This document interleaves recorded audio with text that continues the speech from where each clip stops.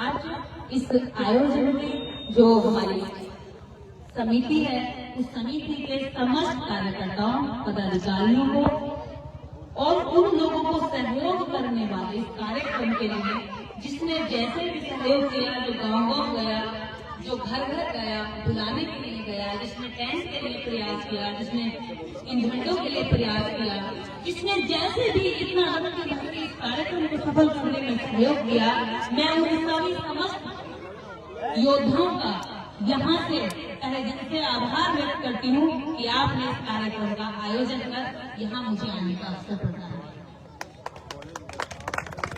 साथ ही मैं अपने जवान भाई को यह बुलाना चाहती हूँ जिन्होंने मुझे आमंत्रित करने के लिए जब कॉल किया तो तब शायद मेरा विचार नहीं था आने का, क्योंकि उस समय शादी की डेट फिक्स हो चुकी थी। यही रहना आप अभी तो ये बात इसलिए अपने जिक्र करने जा रहे हैं क्योंकि ये मेरे से पहले वक्ताओं ने कई बार बोल दी शादी की बात, हालांकि ये मन से इतनी जरूरी नहीं थी, पर शायद कुछ प्रेरणा मिले समाज को, इसलिए इस बात को भी जिक्र करते हैं। शादी की डेट को 24 फरवरी इसलिए रखा गया क्योंकि संत शिरोमणि रविदास जी की जयंती थी और अगले ही दिन यहाँ कार्यक्रम था। सबने कहा कि जयंती जरूरी नहीं है, विवाह हुआ है, आपको घर पर रहना है, लेकिन मैं आभार व्यक्त करती हूँ जैसा जोड़ा, जैसे पति पत्नी की सोच को संत रैदास जी, सावित्रीबाई फूले, ज्योतिबा फूले, बाबा साहेब मानते थे, ऐसा जोड़ी का साथी मुझे मिला जिसने सारे परिवार को समझाया कि मिशन निर्देश की जीवन रेखा है और मैं निर्देश का जीवन साथी हूँ, तो जीवन रेखा पर मुझे साथ जाना पड़ेगा। और मिस्टर देव कुमार जी मेरे प्रति मुझे गर्व है आज कि मैं उनकी पत्नी हूँ, एक ऐसा महान व्यक्ति 140 करोड़ की आबादी में जो इस मिशन मूवमेंट के लिए हम एक और एक मिलकर 2 नहीं 11 हुए हैं। लोग चिंता जाहिर कर रहे थे कि शादी हो रही है, कहीं ऐसा ना हो कि आपकी गति रुक जाए काम की, कहीं ऐसा ना हो आप घर में बच्चों में और अजी घर में जो है खाना बना रहे और घड़ी जो है चक्कर बेलन चला रही है, चिंता में लगी हुई है और सारा मिशन जो है हमारी चिंता पे छोड़ देगी। तो यहाँ से मैं सब लोगों को बता देती हूँ मैंने चिंताओं के मैसेज कॉल इस तरह के आए हैं, आज से बहुत फोन आए हैं, उन सबको मैं यहाँ से बता दूं कि आप निश्चित रहिए, ये मिशन नहीं रुकेगा। इसकी गवाही ये है कि कल शादी की और आज मैं समझ पर मुझे आरामदायक बिस्तर पर नींद नहीं आती, मुझे चैन पड़ता है अपने समाज में जाकर। मुझे तब चैन नहीं पड़ता जब मैं अपने एसी के कमरे में लेटी होती हूँ, क्योंकि उस समय में जब लेटी होती हूँ तो मेरा दिमाग पूरे देश में भ्रमण करता है, उन झोपड़ियों में, उन झुग्गियों में, उन बासी रोटी खाने वाले मेरे समाज के टुकड़ों में, जहाँ आज भी गुलामी की दास्तां मैं अपनी आंखों से पिछले 12 वर्षों से देख रही हूँ।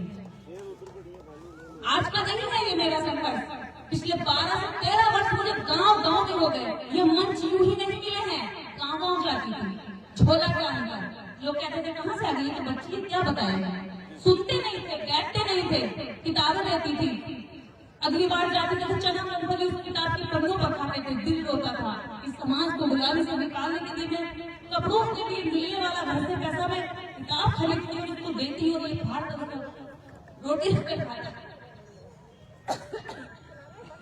ये जब देखा तो तब लगा कि इसको नहीं पता कि इसके पास कितना चमकीला, कितना ताकतवर, कितना चमत्कारी विचार है जिसके बारे में ये नहीं जानता। चमत्कार में आप कहाँ जा रहे हैं? किसी के पैर छू ले चमत्कार हो जाएगा। सारे मर्जों की एक दवा, बाबा जी के पैर छू लो दुख हो जाएंगे, छू बनकर हवा, और जाके 5-5 हजार में पैर छूते हैं, पैर छुआई छूते हैं, हद हो गई। पैर छूने से दुख दर्द मिट रहे हैं। इसी टेकनपुरा में तो पिछले हफ्ते कोई बाबा आए, 5 लाख रुपए में पैर छुए जा रहे हैं, 5 लाख में पैर छू लिए। क्यों झुकते हो इतना? बस इतना झुको कि कलम का अगर मेरी कलम गिर जाए तो उसको उठाने के लिए झुको। मैं भी झुकती हूँ,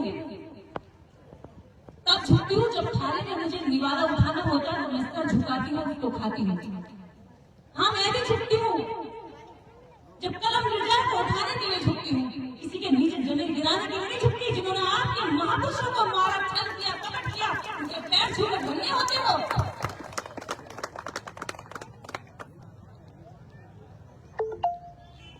क्यों छुए हम उनके पैर? आभार व्यक्त करते हैं कि हमारे महापुरुषों को तुमने छली बनकर, कपटी बनकर, नए भेष बदलकर उनको मारा, हमारी कमजोर औरतों का वध किया, भेद किया। रैदास जी की बात आज तक समाज ने ही समझा कि ऐसा चाहूं राज में मिले सबन को अन्न, छोटो बड़ा में ऊंच नीच सब संग बसे, रैदास कहे प्रसन्न। मैं पैर पर इसलिए बोल रही हूँ कि जिस समाज की बात उबड़ खाबड़ जमीन पर अच्छी फसल नहीं उग सकती। आप उबड़ खाबड़ जमीन पर कभी फसल उगाना, ये टीले मैंने अभी रास्ते पर देखे कि ऊंचे नीचे टापू जैसी जमीन है इस एरिया की, बिहार है। क्या ऐसी टापू पर उबड़ खाबड़ जमीन पर खेती होती है? खेती होती है? ऐसी जमीन कभी अपने अंदर से कुछ उपजाऊ कर सकती है? नहीं कर सकती। तो उबड़ खाबड़ समाज, जिसमें नीचे चमार है और सबसे ऊपर पंडित जी हैं, तो ऐसा समाज कभी अच्छा राष्ट्र, अच्छा नागरिक बना सकता है? नहीं बना सकता। अगर बना पाता तो ये भारत आज तक विकासशील नहीं, विकसित हो चुका होगा। बाबा साहब से लेकर रविदास जी, कबीरदास जी का दोहा भी मैं बता देती हूँ कि मलमल धोए शरीर को और धोए मन का मैल, और नहाए गंगा गोद में रहे पैर के बैल। न जाती गई न मन का मैल धुला। जाग लगाने जाते हैं, हमारे यूपी में जाग लगाने की परंपरा है। कहाँ जा रहे भैया? जाग लगाने जा रहे हैं। वापिस लौटकर लगाया जाए, दिया जाए कि हाँ दिया है, क्या किया जाता है जी? वो ये चमार, अरे तू गया था जब भी चमार, तू जाग लेकर आया तब भी चमार, तो तेरी जाग तो वही रह गई, क्या फायदा हुआ जाने का? फायदा बताइए।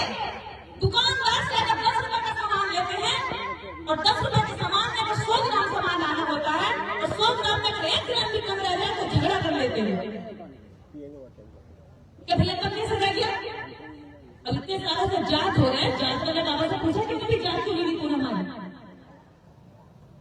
इस देश के अंदर जातिवाद और जात दो ऐसे कोड हैं जो इस देश में इस तरह दिख रहे हैं जिसमें हर कोई दुखी है, कष्ट में है, लेकिन जीना कहाँ चाहता है? किसी के पैरों को छूकर उसकी कृपा लेगा। उस वाले बाबा के पास चले जाओ, उस वाले तांत्रिक के पास चले जाओ, उस ढोंगी के पास चले जाओ, किसी से कुछ ना हो रहा तो भैया किसी नेता के पास चले जाओ। लेकिन वहाँ तो आज तक भला हुआ ही नहीं। बस ये 5 बजे खत्म हो जाओ। 33 करोड़ थे जिनको चुनौती उस समय रैदास जी ने दी। आई फिर हो जाएंगे टेंशन का तो रवि छे। और उन 33 करोड़ की नसबंदी तो जानते हैं, भारत सरकार ने एक बार चलाई थी। ये कौन सी बस जब हर साल एक अवतार पैदा होता था, एक अवतार पैदा होता था, हम उसके पैरों में फिर चले जाते थे। अगर हमें खाल हो गए तो खुजली देखता है, अगर हमें दान भरते होगा तो उसका भी एक देवता है, अगर बुखार आ गया तो उसकी भी एक देवी हैगी, अगर ताकत चाहिए तो उसका भी हनुमान हैगा, अगर गुस्सा है तो काली हैगी, नशा करना है तो भोले बाबा हैगा। कई सारे है ना अलग अलग गिनती के। तो वही जो बातें हैं, आपके पास हर चीज का एक देवता है, लेकिन इतने सालों से किसी ने भी आपको सही रास्ता नहीं बताया। अगर बताते होते तो आपके समाज में इतने सारे महापुरुषों को इस मिट्टी में मिलना नहीं पड़ा। जाने कितने लोग आए तुम्हें जगाने के लिए, लेकिन तुम ना जागे। जाने कितने महापुरुष आए जिन्होंने अपना जीवन, जवानी, बचपन, बुढ़ापा और जिंदगी की सारी उम्र तुम्हें जगाने में लगा दी। तुम तो बड़े सुख हो। तुम कैसे हो गए? कान सुखी हो गए हो। कान सुखी क्या हो गए? कानों पर सुख मिला, बड़ा अच्छा लगा, ताली बजा। बहुत बढ़िया बोल के गई है दीदी, लेकिन जिस बात को मना करने के लिए वही जाकर अभी कर लेंगे। कानों का जीवन में नहीं उतारा तो इस काम के सुख का क्या मतलब है? इन आयोजकों की मेहनत का क्या मतलब है? इन आयोजकों ने आज कार्यक्रम का दिया, साल भर तुम सो जाओगे और जिस विचारधारा से तुम लड़ रहे हो वो विचारधारा सुबह 4 बजे उठकर काम करती, घंटी बजाती है और जगाती है सबको। सुना सुनाती है अपने गाने पर, कितने लोगों को सुनाते हो अपनी विचारधारा? यहाँ से जाएंगे अपने बीवी बच्चे तक को नहीं बताएंगे क्या हुआ था? कुछ नहीं, जागरण था, क्या हुआ? भंडारा था, खा के चले आए, कुछ बात नहीं। मैं अच्छी तारीफ इसलिए करना चाहूंगी कि वो महिलाएं हैं, कम से कम इतनी महिलाएं यहाँ दिखाई दे रही हैं। कई बार तो ऐसा लगता है मंच पर भी महिलाएं हैं, हम 3-4 महिलाएं मंच पर हैं। ये आयोजकों की बहादुरी है कि बाबा साहब की बात कर रहे हैं तो बाबा साहब ने हिंदू कोड बिल के लिए त्याग पत्र दे दिया था कानून मंत्री पद से, और यहाँ तो मंच पे एक पुरुष 2 घंटे की कुर्सी लगी हुई है तो उससे चिपका हुआ कि मैं भी कोई नहीं छोड़ूंगा, कोई बैठ कैसे जाएगा, आगे ही बैठूंगा।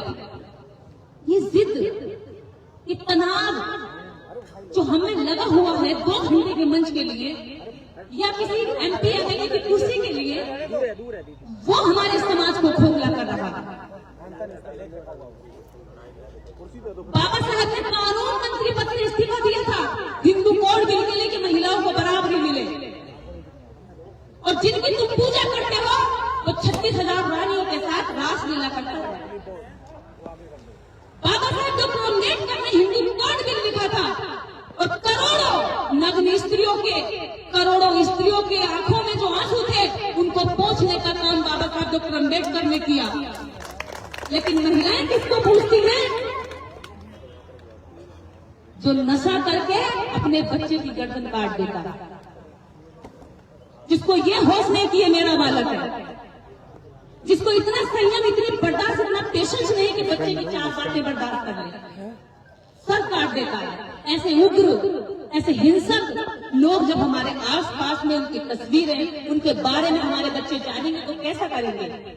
हर साल कांवड़ की यात्रा होती है, 99% लोग उसमें नशा करते हैं, नशेड़ी, शराबी, कुंजेड़ी, भांग पीने वाले, घरों से बहिष्कृत, ऐसे लोग जो घर में भाई पर बुरी नजर रखे, ताई पर बुरी नजर रखे, चाची पर बुरी नजर रखे, मोहल्ले की लड़के पर बुरी नजर रखे, जाकर देखना वो सब कांवड़ हो रहे होंगे, कांवड़ ला रहे होंगे और लौट कर लगाएंगे, जय भोले की, पी लिया नशा, हो गया काम, खत्म सारे पाप। ऐसा समाज बनाना चाहते थे क्या संत सोमवारी रविदास जी, जिनकी हम जयंती मना रहे हैं? हम समाज की बात कर रहे हैं ना, तो हम समाज पर ही बात करेंगे कि कैसा समाज हमारे महापुरुष चाहते थे और हम कैसा समाज बना रहे हैं। यहाँ महिलाएं बैठी, तो महिलाओं को एक भारत की एक ऐसी हिस्टोरिकल घटना बता दो तो शायद आपको नहीं पता होगा, जो कोई नहीं बताएगा आपको। इस भारत के अंदर शूद्र अछूत औरतों को यहाँ से ऊपर